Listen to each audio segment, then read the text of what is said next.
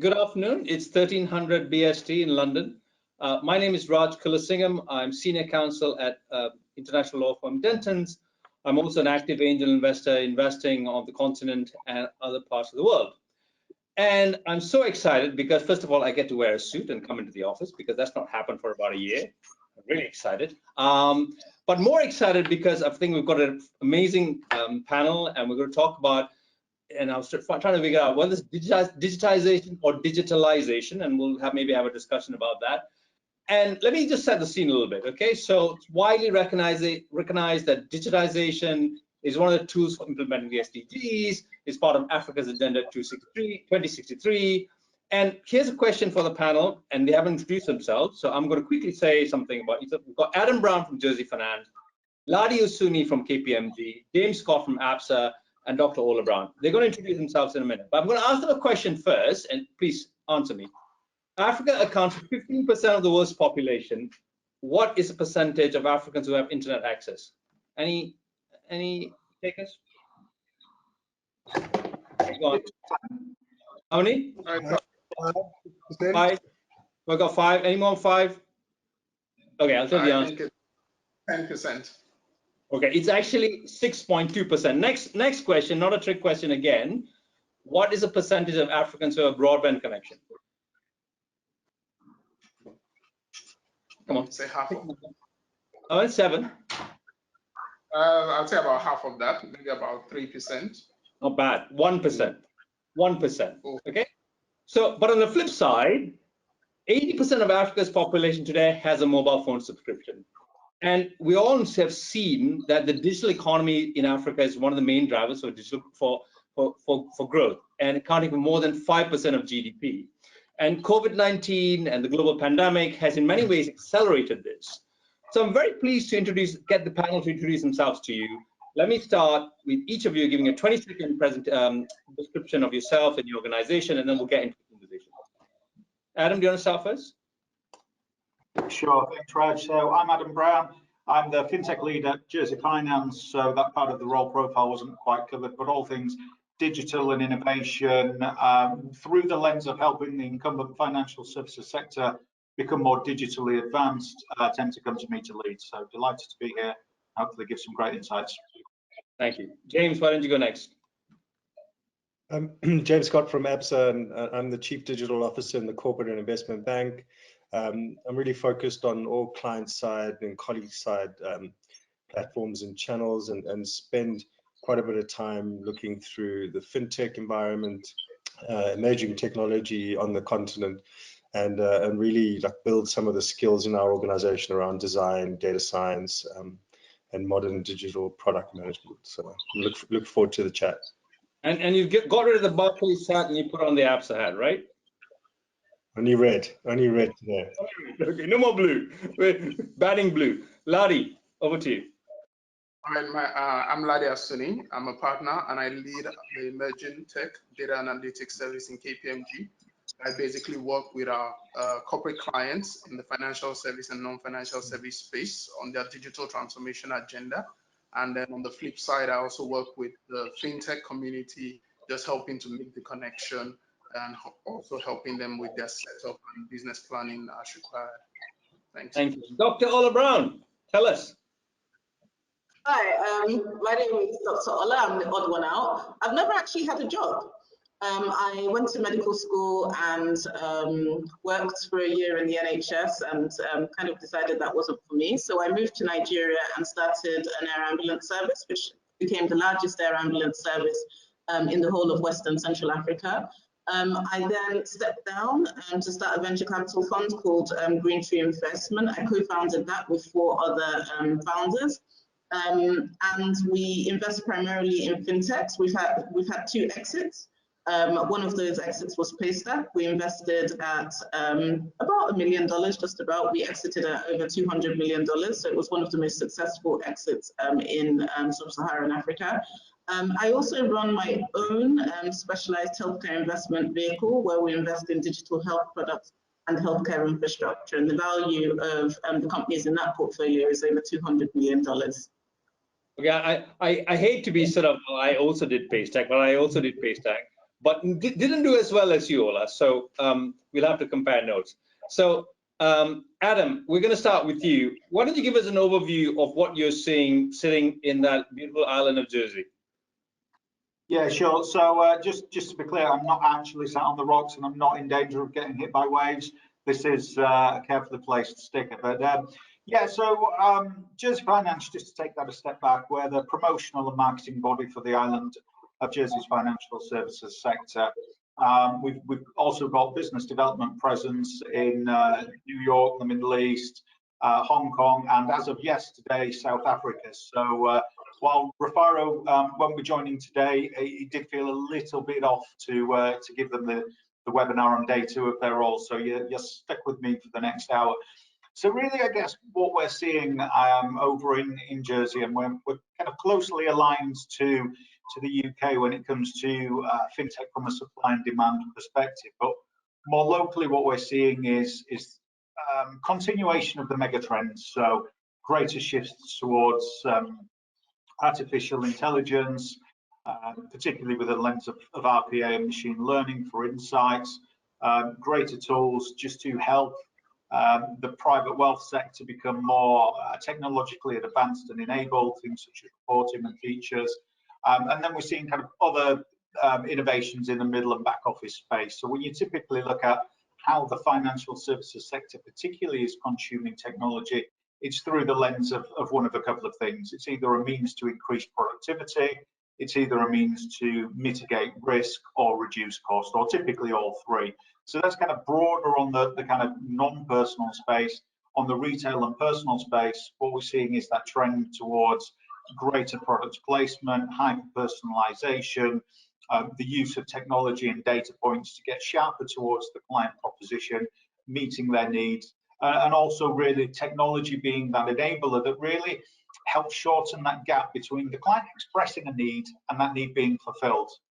But here's the problem, right? So all of that is good stuff, but the problem is that 95% of Africans don't have access to any of this stuff. So what I want to have a short discussion about is what can we do, or where's the opportunity and where's the risk in terms of giving access to Africans to consume these products, right? It's fine to have these products, but how do we give them access to these products? Ola, do you want to tell us your experience of investing in fintechs and how that's trying to change that narrative around access to internet services?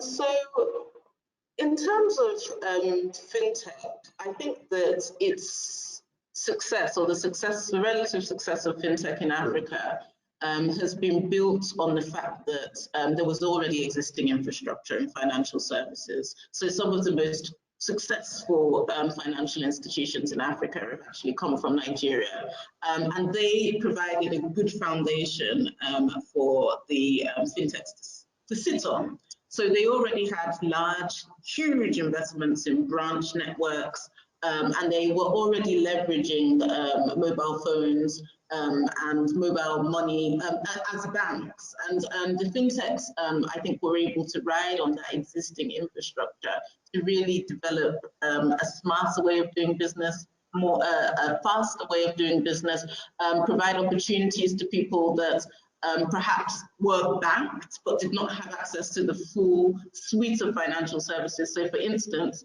what the amount of money that we have to keep in this, that traditional financial institutions have to keep in the central bank in Nigeria is quite significantly high, and because of that they don't lend. So a whole suite of financial technology companies in Nigeria specialize in giving loans and access to short-term finance to businesses where the banks cannot. So that's just one part of sort of the disintermediation of finance. Another was payment infrastructure, where people were partially banked in that they were banking through agents perhaps, but companies like Paystack, companies like Flutterwave, for instance, built the infrastructure where people could trade online for the first time in a relatively efficient way, where people that were selling goods online, either through new companies like Jumia, solo entrepreneurs that were offering services, for instance, people that wanted storefronts and didn't have the payment infrastructure to do that. It really helped small businesses. and to be able to receive payments in a seamless way for the first time. But that was built on the back of existing financial infrastructure. So I want to the infrastructure. Yeah, so that's an interesting one, right? Because one of the problems that, and one of the things, the issues that keep coming up is how do these small, nimble, agile fintechs or small startups work with larger institutions like the Absas of the world, etc. And I want to talk to James because, you know, are these fintechs eating your lunch or are you sharing the lunch? Look, I think if you go back in time, I think the fear for most large organizations, and I wouldn't say it's limited to banks. I think that the kind of emerging tech space was seen predominantly as a threat. And I think as we've moved through the cycle of change a little bit, because I mean this stuff is maturing now. We're not in these early stages in my mind. And I think that there's definitely some core revenue lines that are under threat, but there is big space where we've seen like really strong collaborations and partnerships work, particularly in some of our key markets. So you know, we spoke a little bit there about the kind of consumer lending space and some of the innovation we've seen there. We've got some partnerships in that space that really do. They do, you know, the fintech will do a lot of the kind of credit scoring using mobile data, and we really sit behind, you know, behind that capability set as a, you know, as the book or as the lender. And there's many examples. You know, it depends on the proposition stack. You know, the same in identity to some degree, how we're leveraging some of this capability to really improve our onboarding times, etc. So, I mean, the shorter answer is there is threat for sure, but I think what you're seeing, particularly from our point of view, is a lot more, I guess, deliberate partnerships that really kind of take, you know, propositions to customers where there's a win for the fintech and there's a win for us. I want to come back to that in a minute, and I'd like to talk about some particular examples of partners. But I want to go back now to the conversation we had earlier, which is this problem of access, right? So, Ladi, you know, we were talking earlier about last mile delivery. Okay, so the last mile delivery is, so we always talk about, oh, you know, there's fintechs and there are startups and blah, blah, blah. But, you know, where are they? They're in Lagos, they're in Accra, they're in Nairobi, they're in Cape Town. What about the guys in Kano and Jos and, you know, Eldoret and, you know, I can't think of another place in South Africa. James, help me out. That's in the middle of nowhere, right? I don't know. Karoo, okay? Let's do Karoo, right? So how do we get access to them? Because they are the people, okay, who are going to really transform these countries. Sure. Thanks for that, Raj. I think you've made a very valid point around access to internet, still largely concentrated in the urban areas, the major cities as you have it. So while we still have quite a bit of rural-urban migration happening in Africa at the moment, the truth still remains that we need to get infrastructure, internet infrastructure into the hinterlands. One of the CEOs of the broadband internet service in Nigeria recently mentioned that after more than 10 years of operating, you know, they are only utilizing about 10% of their capacity, meaning that while the capacity is there, it is still grossly underutilized. And what's really the issue? It's not about the big subsea cables, you know, bringing internet or connecting Africa to the rest of the world. It's really more around how do we get that 90% unutilized capacity down to the last mile where it's required, and that's still a big challenge. I think it's estimated, you know, that we require investment of over 100 billion plus thereabouts to deliver last mile internet access, you know, across the continent, and that's still a major challenge. That's still something that needs to be addressed for you know, the people in the rural communities to access some of these wonderful things we're talking about.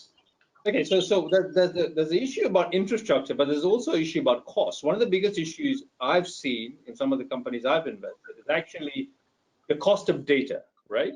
So the cost of data, I mean, like, look, for example, I'm sitting in London. I don't even think about the cost of data. I have a contract that, you know, basically gives me as much data as possible. If you go to Nigeria or Kenya, people are very, very price sensitive. They're always looking how much data they've got. And what is the, you know, what's the solution to getting not just better access in terms of infrastructure, but actually getting the price of data to the point where it actually becomes no longer an inhibitor to development, but actually is a catalyst for development. Maybe sure. do you want to start, and then we'll move that conversation. Yeah, I'll just share a bit of my thoughts around that. I mean, when you look at the cost of internet, especially mobile, I know broadband is it's a different kettle of fish, but when you look at mobile internet, average cost of mobile internet, 1 gig in Africa is somewhere around about $20. And of course, that's a huge spectrum from countries like Sudan going at about 20 cents per gigabyte to countries like Nigeria going at almost $1 per gigabyte. And then you have the likes of Equatorial Guinea going as high as $45 per gigabyte. So you still have that very huge disparity. And what you find is that the countries that are landlocked, the countries that are not around the coastline where most of this infrastructure, or the cities where most of this infrastructure have been deployed, then have significant access, piping that fiber, or deploying the base stations that are required to get the access there. So you end up with higher cost, you end up with lower quality internet access. And again, still ties back to what's the investment required, at what price point, Okay, so that's an interesting, because that's the problem, right? So Ola, what do you see the solution? And I'll come back to you, James and Adam, in a minute. What's the solution to that? What are you saying? When I think about the problem, I think about two types of solution. I think that there are solutions, there are things that the private sector can do, and there are the things that the public sector can do. And I think about them very separately, because I think that not all the factors are in the control of the private sector. So one thing that a few states in Nigeria have done is that they've actually reduced the right-of-way requirements for broadband providers to zero. So you no longer have to pay to lay your cables. That is transformative, because now you've reduced the cost of developing that infrastructure from like the ridiculous costs in some of the states to zero. They're not charging anything. So then that reduces the cost of the investment, right? And reduces the amount that the business, and increases, the likelihood of a business case being made to deploy these, to deploy broadband to more rural areas. So I think that some of the things are policy issues. There's also a whole macroeconomic argument that we could go into, where, a country like Nigeria, 60% of people are living in extreme poverty. They're not going to pay for internet because they can hardly pay for food. It's very difficult to sell internet to somebody that has not eaten. Because if you have on one side, like, you can't even feed your children, and on another side, somebody is telling you to go on Google and go on Facebook, then you're going to choose to feed your children over paying for data. And that's the situation in a lot of African countries. So there's also this whole macroeconomic argument that I don't really, like, this question of access that you're asking, I'm not even sure if that's like the issue for me. I think money needs to be made. Whether money is made in Lagos, whether money is made in Kano, whether investment needs to come in, because GDP is consumption plus investment. So as long as the money is coming in, it raises the standard of everybody. It raises the ability of everybody to be able to spend, right? It raises, once GDP increases, and the government can actually do more stuff, that it brings in more investment. So I think that even if it's only coming to Lagos, and the money is saying, let it come to Lagos, let it go to Nairobi, because money coming into Lagos is still money that trickles down to all of Nigeria somehow. Investment is a very important component of economic growth. So I'm not sure if we can get internet to every Nigerian right now, because their problem is food.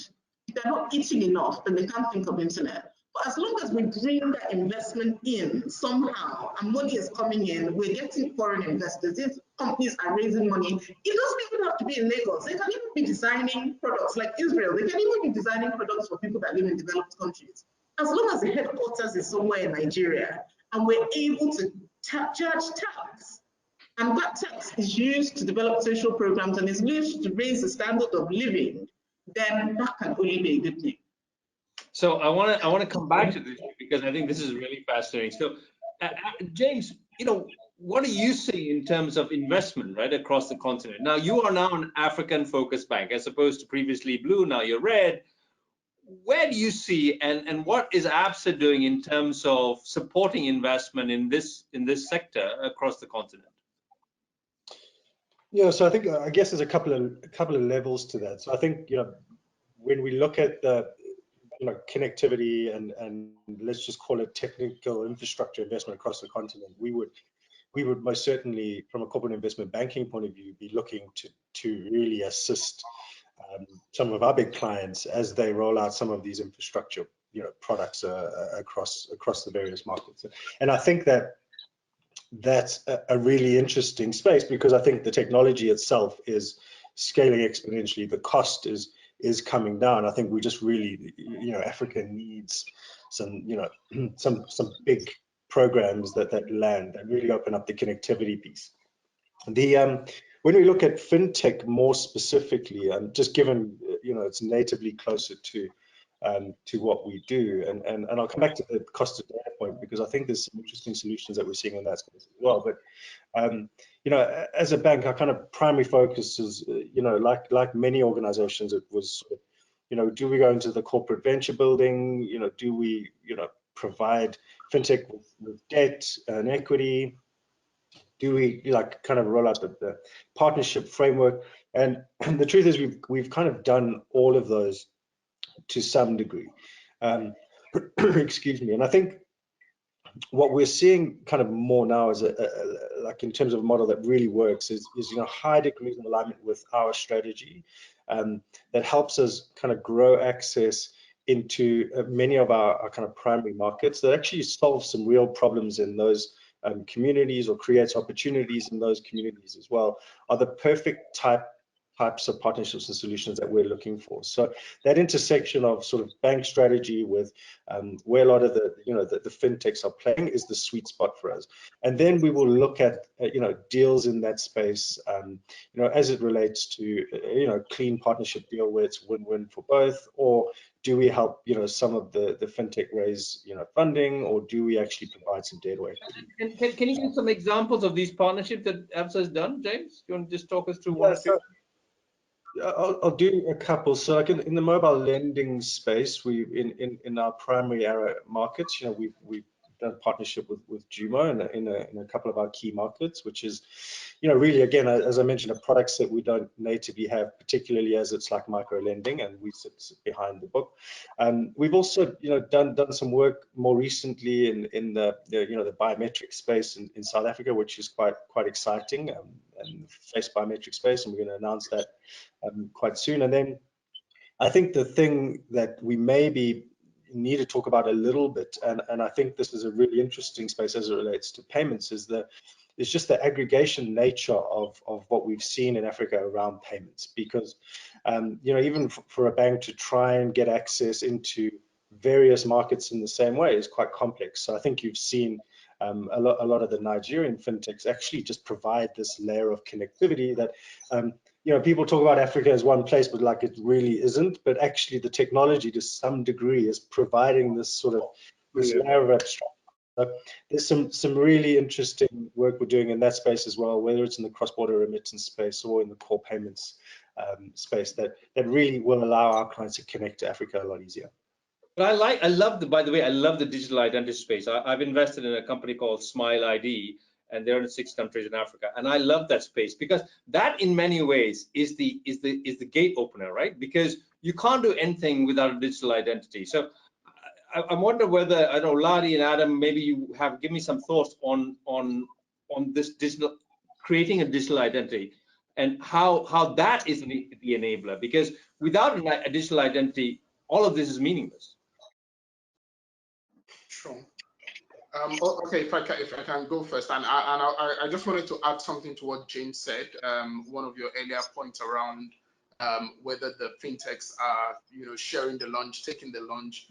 The way I see it, it's like the fintechs are growing the pie, creating more opportunities. We've had similar collaborations where it's suya for everybody. That's all. It's just more suya for everybody. Where a fintech is really getting into the micro lending space and targeting more than 60% of the bank's customer base that the bank wasn't going to lend to in any case. So I think the fintech is lowering the barrier and getting into those spaces that the banks traditionally won't. As far as identity is concerned, it's one of those important areas I believe that will drive a better financial inclusion in Africa. it's no news that our identity management systems are somewhat behind what you have in the more developed economies. And then how do you lend to somebody that has no identity? How do you give credit? How do you even deliver subventions, when the beneficiary has no form of identification? So definitely fintechs or organizations that are targeting the whole identity management are addressing issues around KYC, AML, and basically helping to drive better penetration of financial services, which is very, very critical for us. We'll come back to KYC and AML because I think that's very important. And Adam, I'll come to you on that. So on the digital identity piece, so I invest in a company, Kuda Bank, called Kuda Bank in Nigeria. At the last round, they'd grown in a year to 500,000 customers. And one of the reasons that they grew, other than they've got a great product, is that, guess what? They use Smile Identity to onboard their customers, right? Now, you can onboard a customer in a minute using, and there are various levels, because they're integrated into the NIP system and the BVN system, right? Now, those kind of integrations is what you need, because it's not just coming up with a good product, it's actually coming up with a good product and integrating with the local ecosystem, right? So with APIs and all the rest of it. So I think, and James, I'm going to come back to you and talk to you about Smile, because I want you to use Smile, right? But anyway, that's a separate conversation, okay? So my theory about this is that and you're right about having more Suya for everybody, because everybody is playing in a different part of this ecosystem, right? And if we all collaborate together, everyone gets more Suya, no? Right? Adam, I want to talk to you about KYC and AML, because everyone says Africa, oh my God, KYC, oh my God, AML. What's your experience? Yeah, I mean, you've got to look at this as the obligations of the financial services is to know who they're transacting with, and whether that's Africa, Jersey, South America, you name it, you've got to undertake those regulatory requirements to know who you're transacting with. So that's but to be fair, sorry, just go. But the problem is Africa is still tarred with this, oh my God, is Africa. Yeah. Right? So what's the solution? Yeah, I think people need to wake up and smell the coffee. You've got to look at the opportunities that are arising. And, as James said, you're not looking at Africa as a continent, you're looking at either a group of collective countries or individual countries themselves. And quite often people will zone right in on the larger states. So, let's not worry too much about the mass urban populations of, South Africa, Nigeria, those types of Kenyas, because they will be taken care of via the local internet connectivity, the mobile piece. And, let's not go back to the point around last mile distribution, those types of things, those will be taken care of. What you need to do is open that up to those rural networks. And the challenge is, and let's try and be a bit punchy here, sometimes there's just not enough money in that for the incumbent financial institutions to make it worth the effort. If people are transacting at smaller volumes than the mean average, if they're kind of in fractions, if it's micro transactions, the incumbents might not be interested. I'm saying might not because James is on the call and it's probably fair for James to have a right to reply there. But the opportunities to use technology, whether that's onboarding, knowing who your customer is, or more broader technologies to really understand what that client segment's doing, what their needs are, and the technology can help open up those new markets. So it's the points Ladi made about increased access. Look, one of my favorite stories, I have a friend who lives in Atlanta, okay? And you tell me he sent Western Union money by Western Union. I don't know whether anyone sent money by Western Union. In the old days, he said he used to walk down to the Western Union, okay, fill in a form by hand, send it to his mother in Kano or whatever. His mother then had to walk down to Western Union, and then he paid 10% on top of that. Today, he said on his phone, right, he can just ping a message, his mother gets the money immediately. Now, that is technology doing it for you, not any of this other stuff. Now, the problem with KYC AML is that you've got so many layers. You don't need the same level of KYC for someone who's transferring $200 as opposed to someone trying $200,000. And I've also found that, in my experience working with, whether it's Mauritius or South Africa or anywhere else, there's no differentiation, right? And still people are relying on, please, can you email me your passport? Can you email me your bank statement? I said, I'm not going to email you any bank statements. I don't know what you're going to do with them, right? So this is the challenge, I think, with some of the bigger institutions haven't really caught up. And perhaps let me start with Ola. And tell me what your experience on KYC AML is, and then I'll flip over to James. Okay? I don't think it's that but large institutions haven't caught up for Raj. I think it's that they have higher stakes. So, like at the end of the day, right, a KPMG or an Absa can risk their life because of $200. Like, it doesn't make sense to them. It's just not that much of business. But for a fintech, like somebody that is doing business out of his garage, these are transactions that they want to do. I think it's kind of like Adam said, right? For a lot of big banks, it's just not worth the risk. It could be a $200 transaction that now puts them in the international spotlight. There's reputational damage. They're getting sued. They're flying to America. Like, it's just not worth it. Whereas in fintech, what would they do if they're caught in that kind of mess? Most likely they'll declare bankruptcy and go back and submit their CV and go back to school, right? Or go and do an MBA. So I think sometimes with these AML issues, it's not necessarily that banks are not innovative or they don't know what to do. It's just not worth the risk for them. Like, why? Like, that's really not the yields down. They have billionaires that they're like, you're speaking as I think this is your investor talking. Okay, I get that. Now I want to talk to James as a banker and get his perspective, because I feel there's that there must be some middle ground where KYC and AML is a bit less onerous with risk adjusted for whether you're a fintech or a FTSE 100 bank. James, why don't you talk to us about that? In fact, rather the fintechs do that business. Again, sorry. We'd rather the fintechs do all those small businesses and reduce their risk. Yeah, I mean, look, I think, this is like a broad topic, so I think that,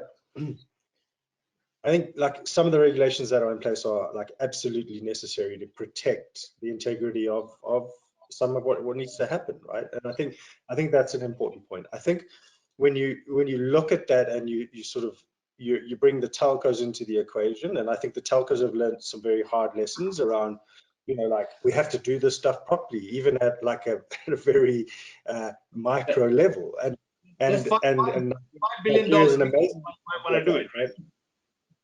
Yeah. But I will come back to the point where I think like the technology itself is not actually the problem. I think there are some really incredible technologies out there that can make and adapt to the shifting landscape around KYC and AML in a way that makes that, let's call it a cost of acquisition, cheap enough for it to be viable. Now, back to Adam's point a little bit, is like, as an incumbent organization, there are places that we won't go because to get there, it's, like it just doesn't make, like economic sense. But I think that when you bring that, some of the access, I guess, from a large organization in terms of risk compliance and just the way we have institutionalized the business with, platform businesses that can reach these places that have the right types of controls, you find that sweet spot for potential partnership or opportunity. And I mean, I've met a lot of fintechs where, like some of their compliance controls and risk managements are like top world class. Yeah, top class. In some instances, like, there's amazing things to learn from the way they've approached, the thinking there. And I apply that lens, to some specific examples. But, I think that, it's a big topic. I mean, we won't do anything that's crazy. We're going to manage our risk tightly. But yes, there's got to be a lot of intelligence built into how we leverage the technology to make that stuff easier. James, tell us, I mean, some of us here are investors in the fintech space. So tell us which area Absa is looking, so we can go and look for these kind of companies. Listen, I think I need to talk to you and Ola. I mean, Jeep is, look, I mean, in fintech, I mean, I'm really excited about what's happening on the continent. I think in the primary four markets, I think that some of the payments space is really well trodden, but I do see some interesting opportunities emerging there. I mean, from an Absa point of view, there are definitely spaces we wouldn't go in the payment space to some degree because of because of the risk, but you know, and I don't need to call out what that is, but you know, I think there's still some really interesting cycles of change coming in that space. There's lots of things happening in the South African market from a regulatory point of view that are going to open up some access to a very well developed market, but not serving, you know, the underserved particularly well. So I think there's some really interesting opportunities there. And then, you know, look, I think that as we look at, you know, things that are sitting in the utility of what we need to do, and that's the point I was trying to make, and maybe wasn't as explicit, but if we can find fintechs that are, you know, cracking identity as a service, and we can participate in that and lowering our cost to acquire, we see there's a big shift coming in the B2B space as well. So if you look at how SMEs and even some corporations are paying, it's still, you know, there's a lot of friction, there's a lot of complexity, there's like cost on both client side and on the bank side. We're looking at some interesting utility providers there. So I think there's, yeah, I mean, I think I've said enough for now. Okay, so James, Raj, sorry, Adam. Sorry, go on, Adam. Yeah, I was just going to jump in on the identity point to continue the discussion. I mean, obviously at Dentons, you're familiar with the innocent until proven guilty statement. Yet the world of financial services doesn't operate that way, and you know, almost it is the individual that has to prove they're innocent to allow them to transact or conduct in financial services matters. Which, you know, you could argue, and maybe that's a different call as to whether that's the right or the wrong way of looking at it. But it is what it is, right? You know, and we're wedded to this traditional situation of here's my passport, it's been notarized, here's my ID, here's my, all this kind of stuff that we've gone on and we've known, because that's what's happened in kind of the pre-advanced technology stage. Yet we're really at the point where technology can flip that. If you're looking at kind of where fintechs are disruptive, particularly in the banking and the payment space, it might be where you have those kind of plays between a telco, a retailer, a utility provider. Why can't that data be used, right? You've got the information. You could partner with a post office or a telco to do address verification by GPS. Why don't you serve that up to the client to say, here's the information we have about you, and rather than present a list of 10 things they need, it's a list of 2 or 3 things. And it's around just helping the client first with the information that the firm themselves can get. And then that makes it cheaper and easier and less frictional. Okay, but I'd just like to make a small point about access to services. So 6% of the American population are unbanked. And, you know, there's not been very much of a debate around why those people are unbanked. It's because the banks don't even if they're making lobbying efforts to change regulation, they're not going to try and change regulation for 6% of poor people that probably will be very expensive to bank, right?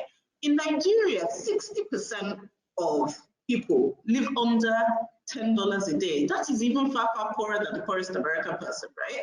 So I don't think the whole conversation around development really talks about access to financial services. But I think like the conversation should even be around access to money. There's no point trying to bank a person that does not have money, right? Like if your income is 20 naira per day, then why are you putting it in the bank in the first place? Just keep it under your bed. It's not necessary, right? So I think, you know, for these people to become bankable, their incomes have to grow. And the conversation has to be around also growing their incomes and growing the economy, as well as growing their access to financial services as well.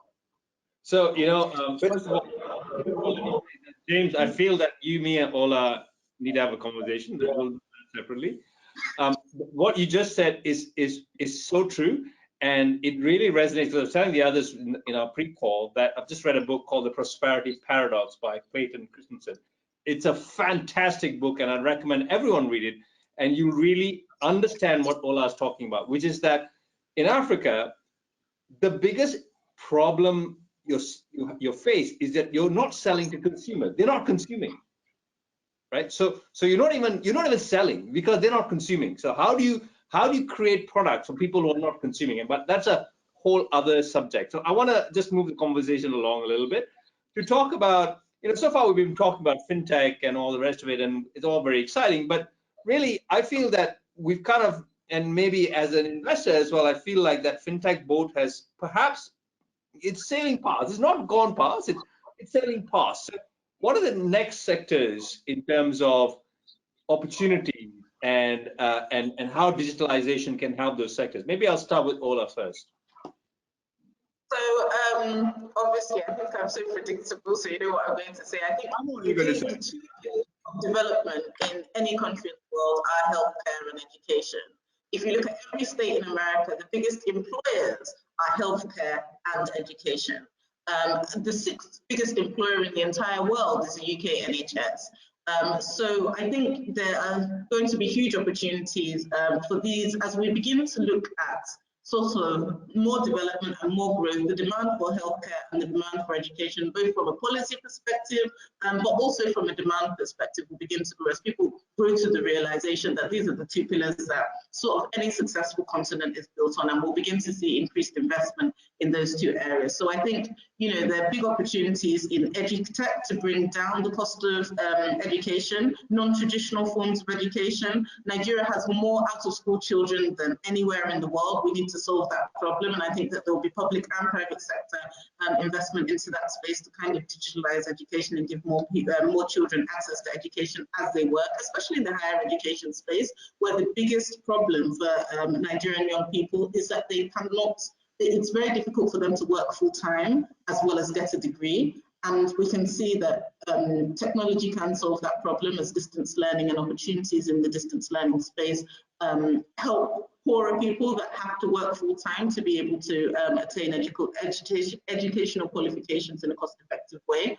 And I think for healthcare as well, we have the same arguments, whereas investment in healthcare from the public sector side, so public-private partnerships, etc., and bringing down the cost of healthcare doesn't only improve healthcare, but it creates jobs and decreases insecurity, because a lot of the insecurity in Africa is actually caused because people are idle, not because I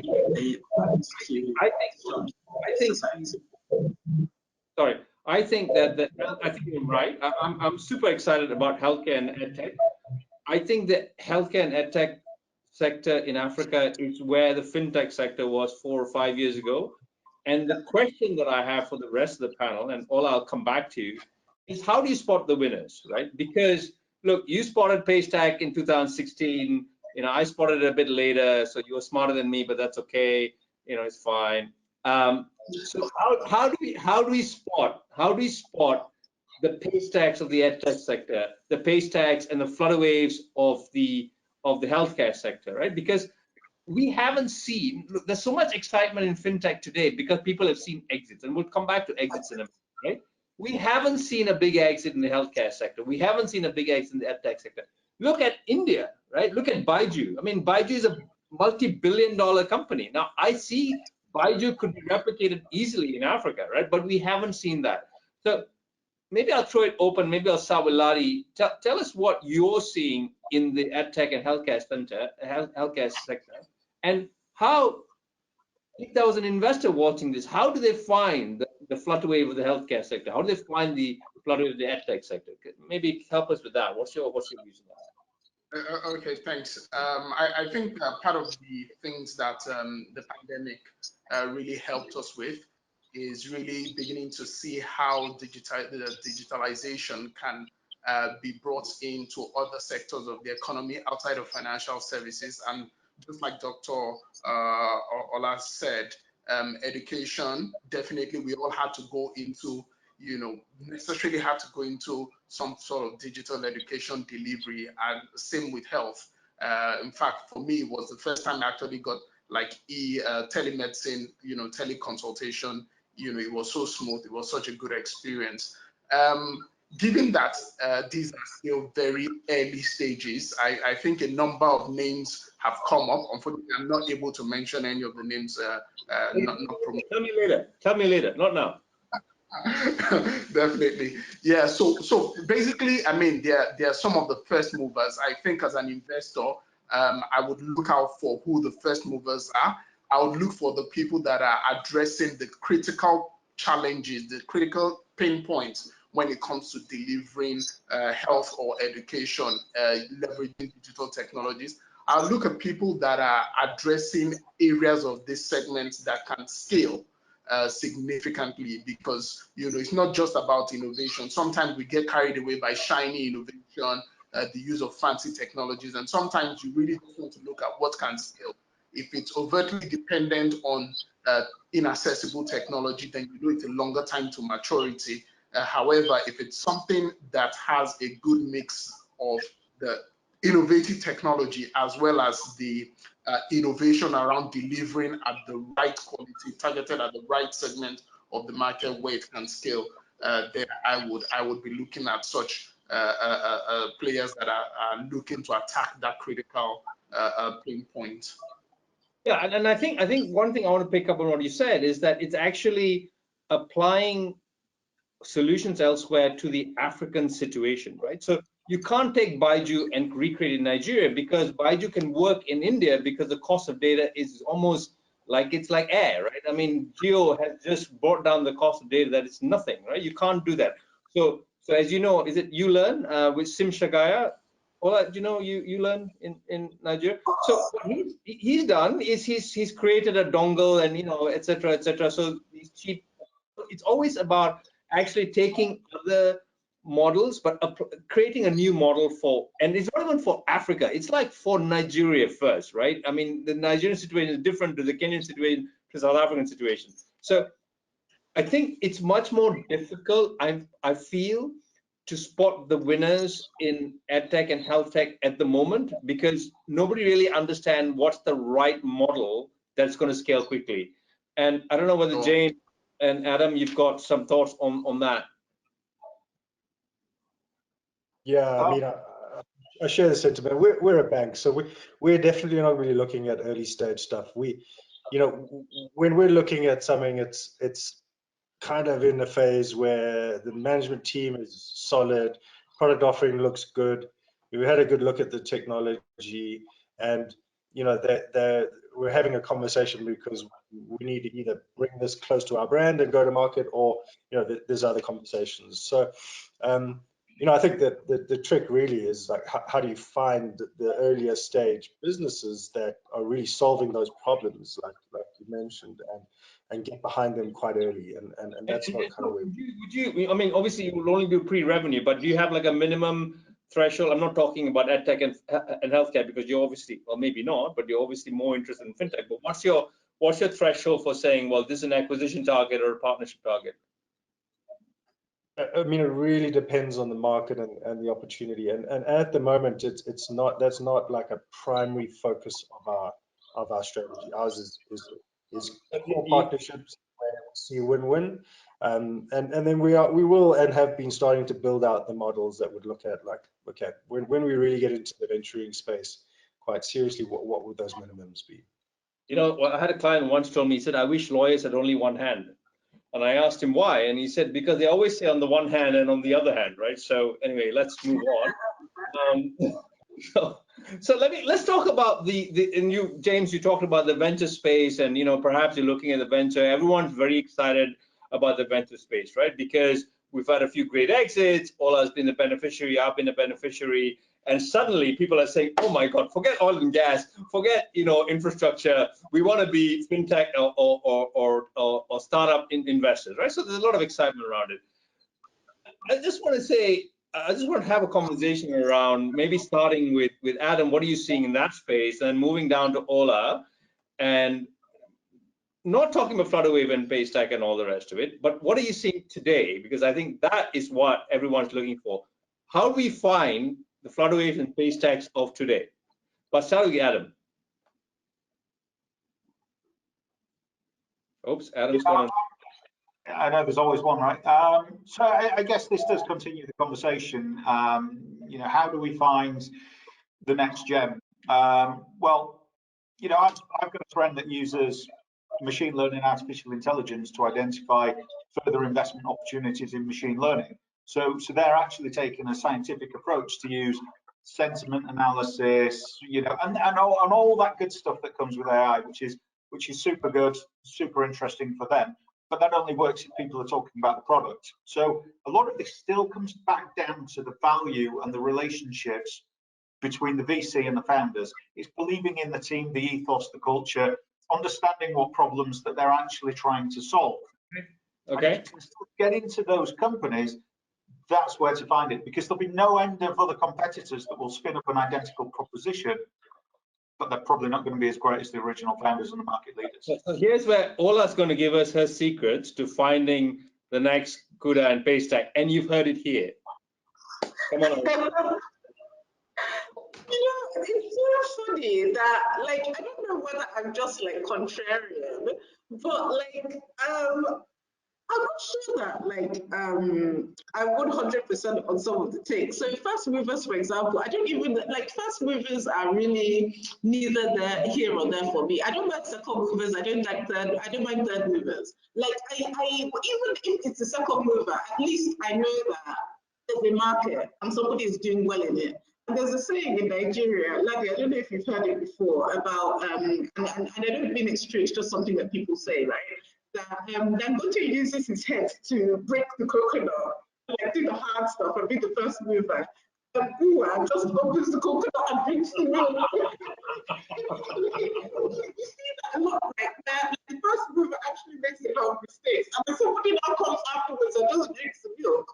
You've seen that in the Nigerian banking industry, where Jimovia, for instance, had to bring the internet device in his hands from London and try and set it up, and then the military like came to come and break it. And, he had really suffered. Then these guys from Access Bank just came after learning what they could learn from like the Bolas and the Jims and the older guys, and they just got with this rapid, accelerated, much smoother, much faster, agile strategy. So I'm not 100% on investing in first movers, because I believe sometimes second movers can just drink the milk from the coconut that somebody has used their hand to break. I love that. It's funny that I love the coconut analogy, because this morning I met a company called Coconut, and I'm not kidding you. I'm serious. It's a UK company called Coconut that's doing a fintech product for sole traders. So it's kind of funny, right? But I love that. The thing that I look for, number one, is market size. That is the number one. Is the market, addressable market, big enough? Because you can have the best in the world, but if there are no customers, then you'll be looking at the product will be looking at you, and there's nothing that you can do to help each other. Because at the end of the day, you can have a fantastic team and no market. And I think it was Warren Buffett that said that it's better to have an average team in a market that is moving than to have the best team in a market that will not move, because there's nothing that you can do about that. So first of all, the first question is the person's market moving? The second, I look at the founders when I'm investing and see, like, are they gritty? Are they kind of scrappy? Are they experienced? So it seems that you mentioned a good second-time founder that has, used his head to knock one coconut. So now he should be better the second time round. And also, they're not wicked, so they're not going to run away with the money or spend it anyhow, right? Okay. Especially when you're doing early investing. That's the second thing. And the third thing that I look at is actually at myself, like, what do I bring to the table? Because in a lot of the founder stories, we've just been recording for Greentree, our investment vehicle, we've just been recording founder stories, and some of the key things that we were able to do and the key phone calls that we were able to make for them really helped accelerate their progress. So if it's a fintech, I have to ask myself as well, it's not just about asking the founder, what are my relationships, what are the network of relationships that I have, what am I bringing to the table aside money? So addressable markets, the founders, and what can I bring to the table are the three things that I look for when I'm trying to make an investment decision. So I love. What's that? I haven't forgotten about oil and gas. We'll come back to that. So I love that, and look, one of the things that I always say that if I'm investing in you, I always want to negotiate hard to get my entry. But once I'm in, you have all my time, you have all my network, you have all my resources, right? And then I want to get off the bus. And I'm a seed to Series A, Series B investor. So I want to get off the bus to Series A, Series B. Now, let's talk about exits, okay? Ladi, first of all, before we talk about exit, Ladi, I'll come back to you because I want you to talk about the startup competition. I don't know, James, whether maybe you're seeing this and exits to you as a bank is a path that we should all be looking at. So we've got a few portfolio companies, maybe we should come and talk to you. So tell us about exits. Raj, I don't know if this is a sales pitch or not. I can't tell. I'm buying an identity service. I'm wrapping up some exits for you. No, that's only the entry. The sales pitch comes later. Look, in fintech, like if you look at the deal flow, I mean, the global guys are in here. I mean, if it's big enough, and it's solving a big enough problem, you know, the global tech firms are here. The card networks, I mean, they would hate it if I called them card networks, but you know, the digital card networks are very, very active.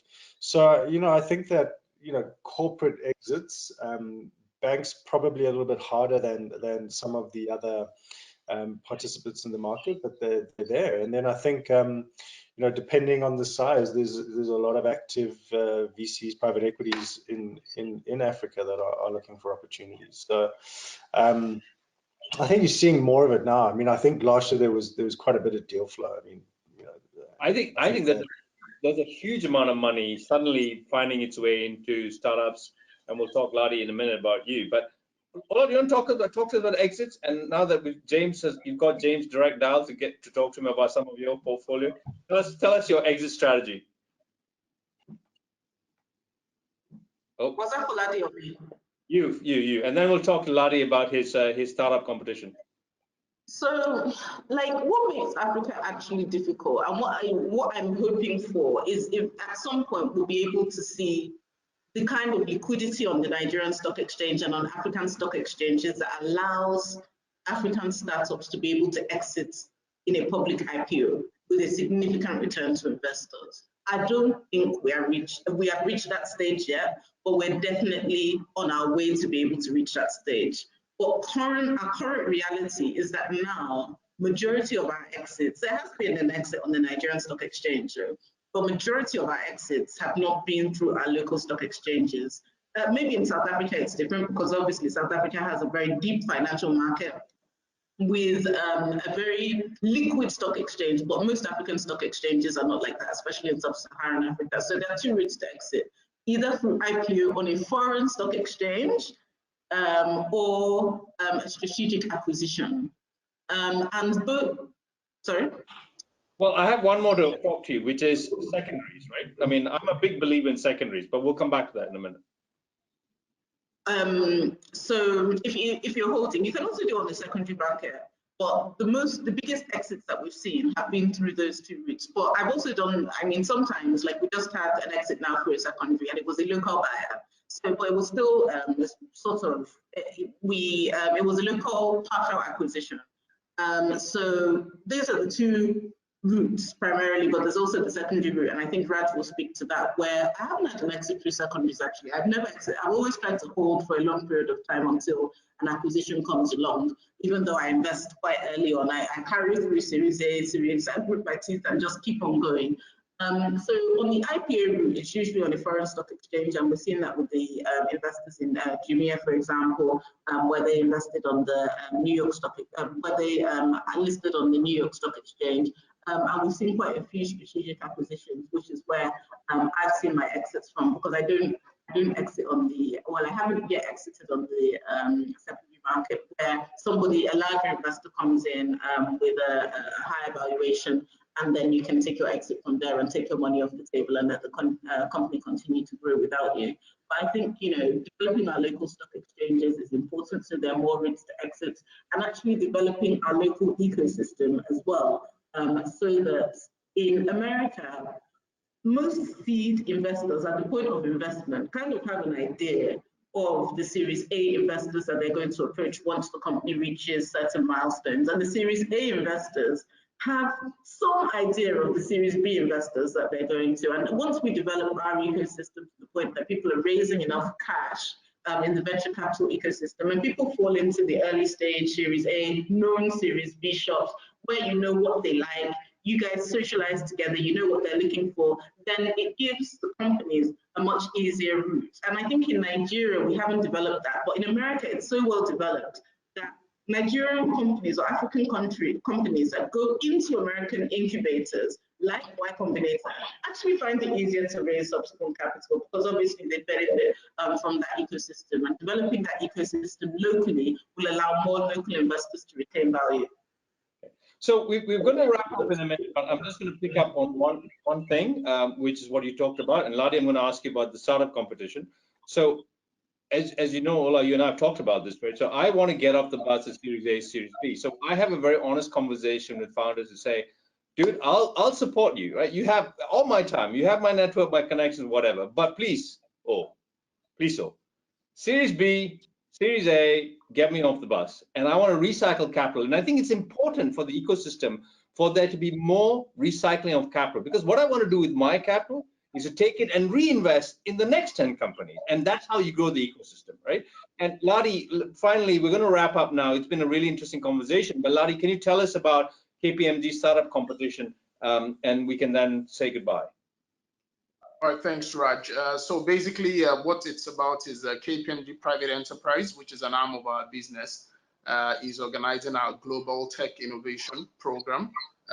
It's a competition.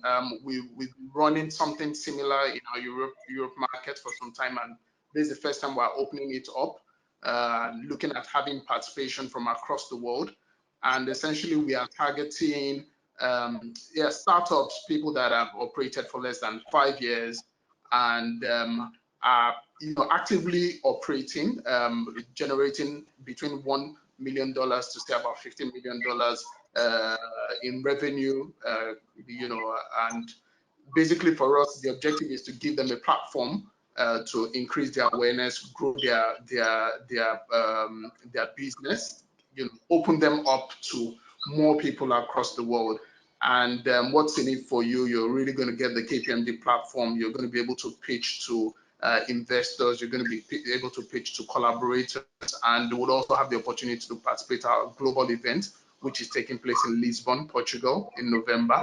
The important thing I have to say is that this has been open for about a month now. It's closing by 31st. So people that are interested in this, can just Google the KPMG Private Enterprise Global Tech Innovator to see how you can apply, and would definitely like to have you participate in this. That's super exciting, and I think you can get more details, as you said, on the KPMG website, right, Ladi? Is that right? Yes, it's on the KPMG website. It's also on the Invest Africa, the program website. There's a link right there.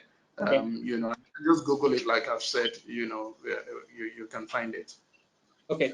Listen, folks, it's been, thank you so much for indulging me in my idiosyncratic questions and my sort of slightly random moving around from one place to another. James, I hope it wasn't too much of a hard sell, but it was a sell, if you're not any doubt about that. Ola, thank you for your contributions. Ladi, Adam, it's been fantastic. I'm going to take my leave. Please say goodbye, and we'll see you next time. Hopefully we'll see you in person. I mean, that's the one thing I'm so excited about, is I'm actually seeing people physically. Like, I had a meeting today with real people. I mean, like, wow. I mean, long may that continue, right? So, Good to chat, guys. Thank you so much. All right. Bye-bye.